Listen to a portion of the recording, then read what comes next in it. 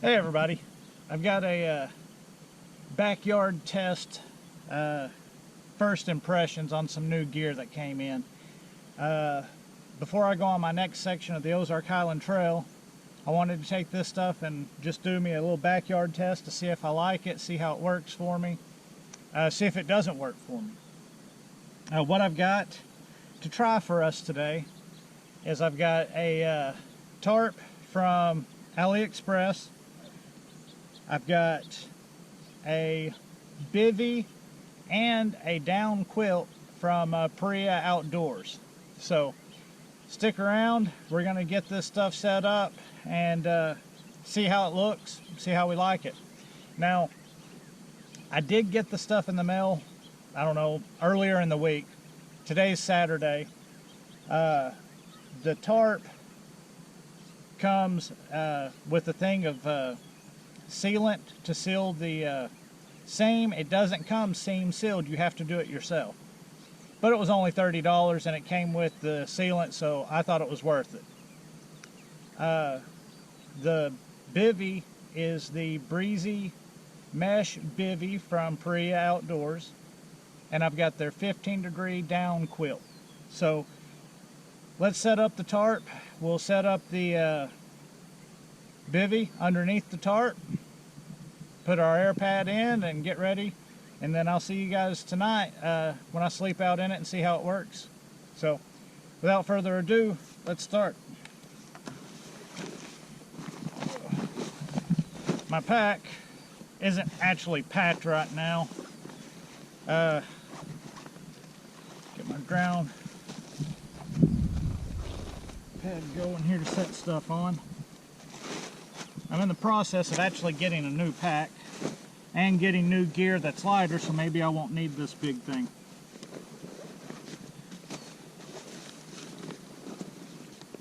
I've also got a pillow from Trekology I'm going to be trying. So, alright, so the tarp will go first, and it's the Aricxi Tarp, Aricxi tarp. Now, comes with all your cordage, comes with your stakes. I didn't change anything out. This is how it comes. The only thing is I did seam seal it because it's supposed to be seam sealed before you use it. So, let's set her up. Now, I've never set this up before, obviously, so it didn't look difficult, but it never actually had any instructions on what to do either.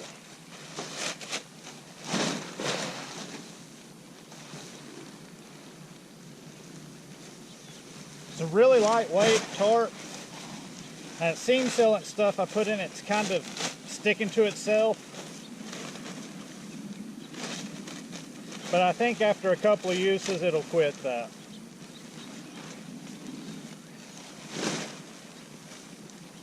Alright.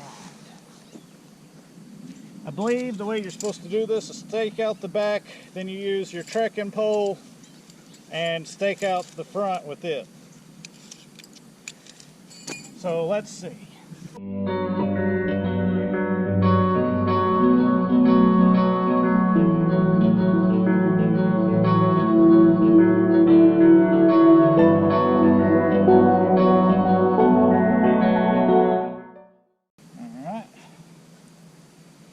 Trekking pole, I don't know what height it's supposed to be. I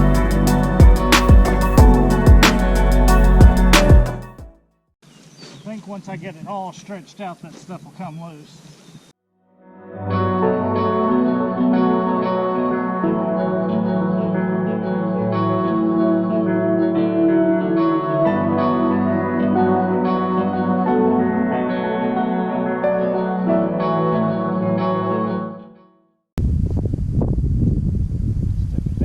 Looks like it's got some line locks here built in.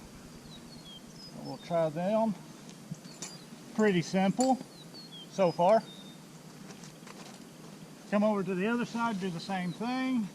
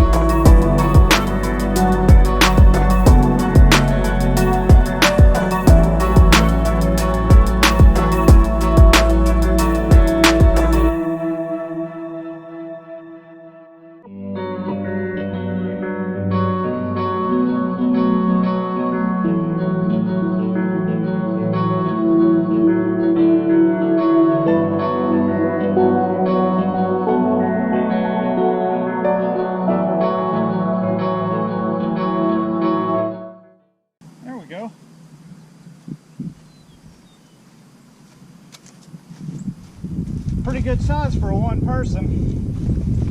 I'm gonna put my ground sheet on the inside and then get started on the Breezy Mesh Bivy.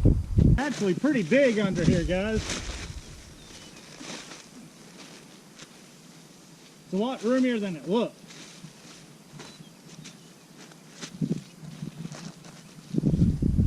Got my ground sheet down. Now time for the Breezy Mesh Bivy. Same way, comes with all of its own stakes. It's got real lightweight Dyneema cords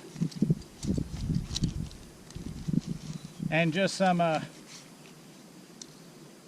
cordage and stakes for it.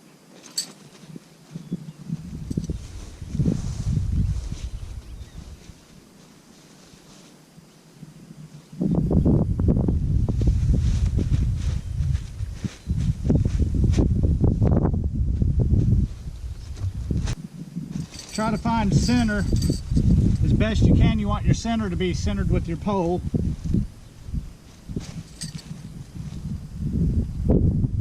Maybe somewhere in there. Somewhere in here. All right.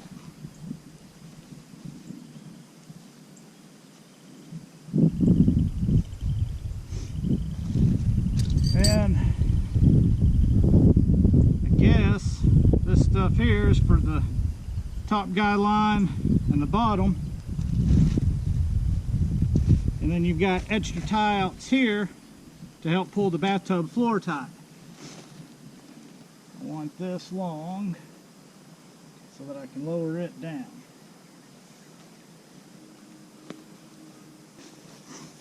So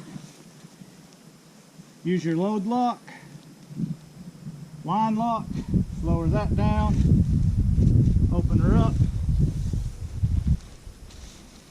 So next will be air pad.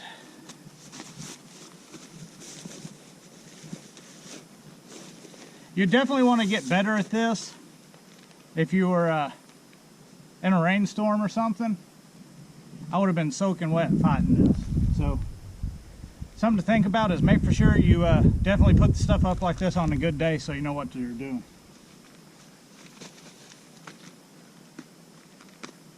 Now this air pad, just an inexpensive air pad off of Amazon. It's one of the real common ones. You see it all the time. They're sold under different names. This one just happens to be called the Gold Armor. It's got a two-way valve. Pull it all the way out. It's open and it'll dump. This way you breathe into it and it airs up. So I'm going to fast forward this part for you.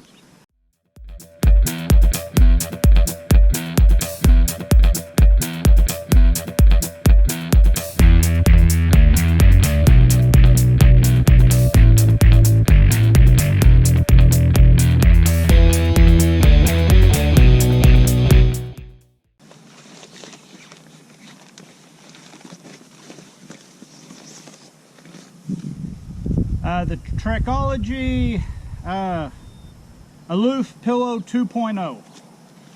What I like about this one is it'll solve a problem that I've always got. And that problem is my pillow always slips off. This one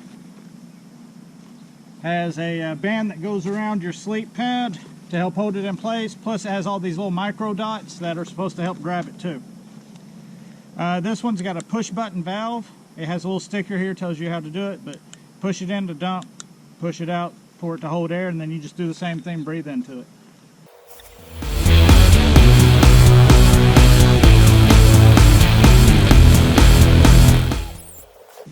Close it in. There you go.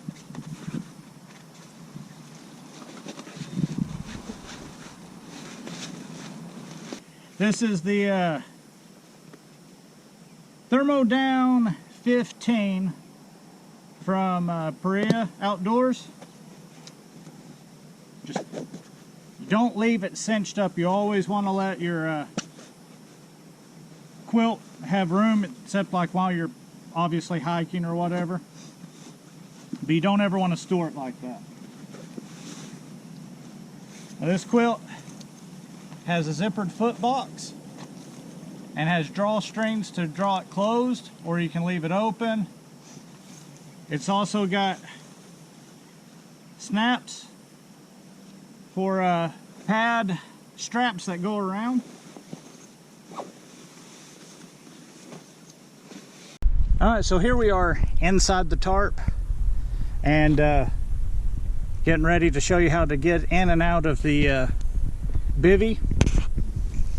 To start off with, you're going to want your line lock let out.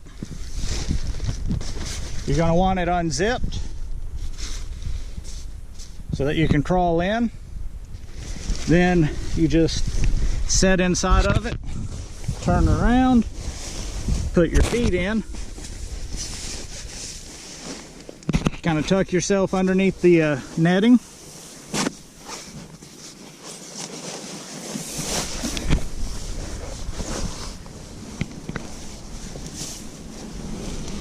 Tuck your head into the net, and you just reach here for your line lock.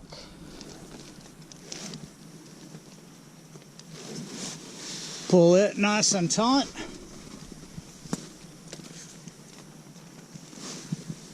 And then take your zipper. Right there. Alright, so that's what it looks like inside here.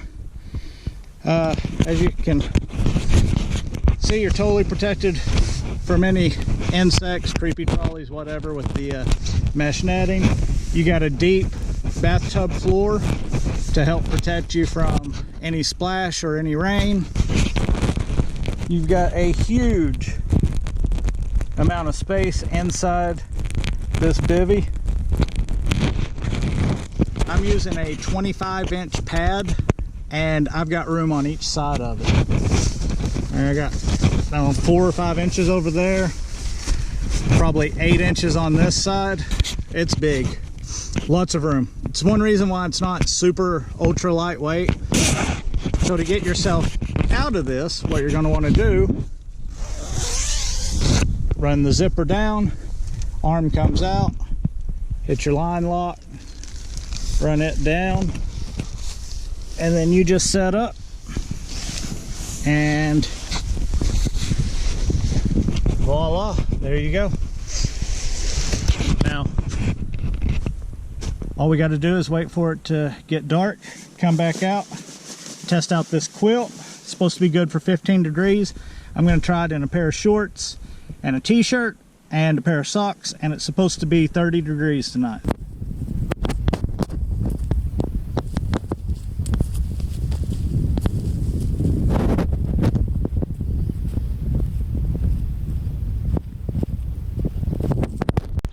Okay, here we are in storm mode.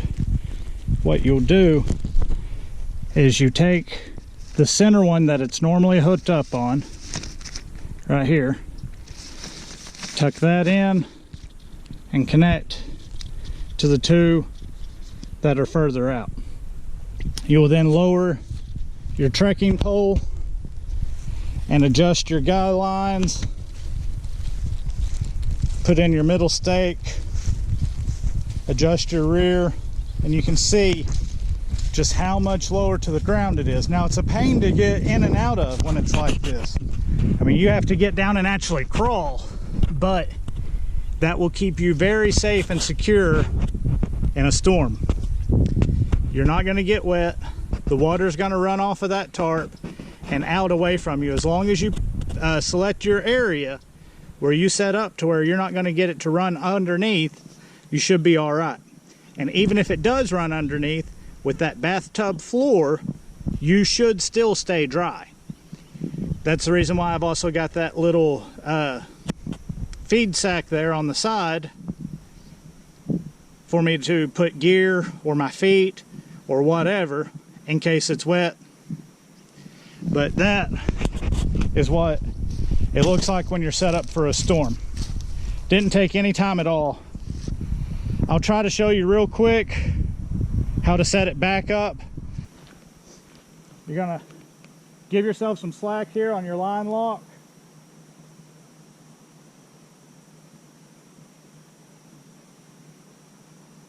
Take your D-ring and unhook it from these two that are on the edge and connect to the one that's in the middle. You're then going to come underneath to your trekking pole, extend it back up,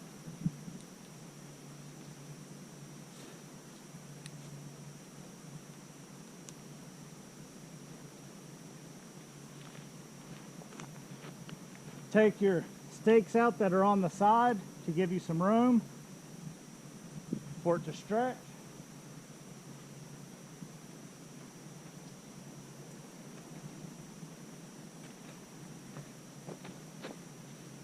Come back, readjust your trekking pole. There we go. And then retighten your line lock.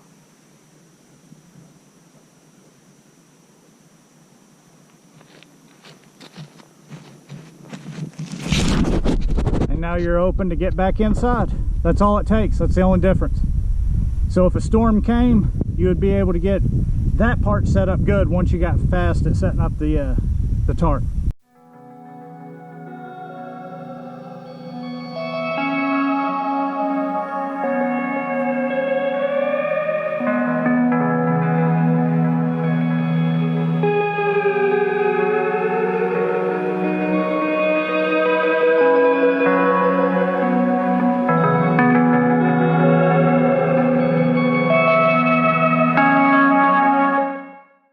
Well, as you can see, I survived. It's now morning. It is right at 7 a.m.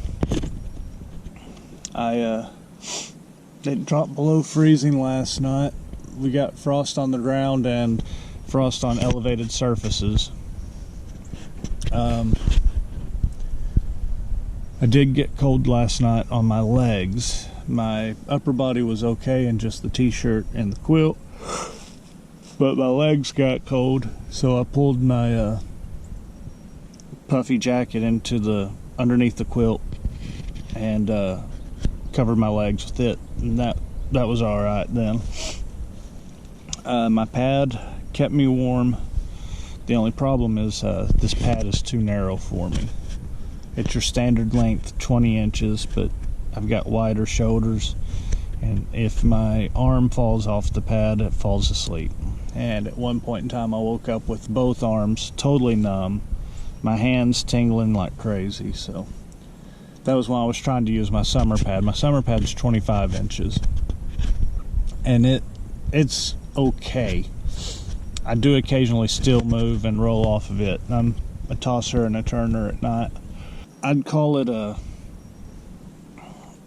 30-degree comfort quilt, 15-degree keep you alive quilt, because whatever it is, it's below freezing. Like I said, there's frost on the ground and frost on elevated surfaces, so let's just call it 32.